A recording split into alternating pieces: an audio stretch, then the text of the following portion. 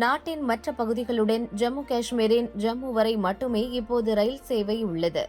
காஷ்மீர் பள்ளத்தாக்கையும் இணைக்க உதம்பூர், ஸ்ரீநகர், பாரமுல்லா ரயில் இணைப்பு திட்டத்தின் கீழ் 272 கிலோமீட்டர் தூரத்திற்கு ரயில் பாதை அமைக்கும் பணி நீண்ட காலமாக நடந்தது. இதில் செனாப் நதியில் பிரம்மாண்டமான இரும்பு ரயில் பாலம் கட்டப்பட்டுள்ளது. இந்த நிலையில் ஜம்முவின் காத்ராவில் இருந்து காஷ்மீர் பள்ளத்தாக்கின் ஸ்ரீநகர் ரயில் நிலையம் வரை நேற்று வந்தே பாரத் ரயில் இயக்கப்பட்டது. காலை 11:30க்கு ஸ்ரீநகர் வந்த ரயிலுக்கு மக்கள் சிறப்பான வரவேற்பு அளித்தனர். சிறிது நேரம் அங்கு நின்ற ரயில் பாரமுல்லா வரையிலான தன் சோதனை பயணத்தை முடித்தது. வந்தே பாரத் ரயிலின் முதல் சோதனையே வெற்றிகரமாக நடந்துள்ளதால் இந்த ரயில் பாதையில் ரயில் சேவையை துவக்க ரயில்வே பாதுகாப்பு ஆணையம் அனுமதி அளித்துள்ளது. காத்ராவில் இருந்து பாரமுல்லா வரையிலான ரயில் சேவையை பிரதமர் மோடி விரைவில் துவக்கி வைப்பார் என்று எதிர்பார்க்கப்படுகிறது.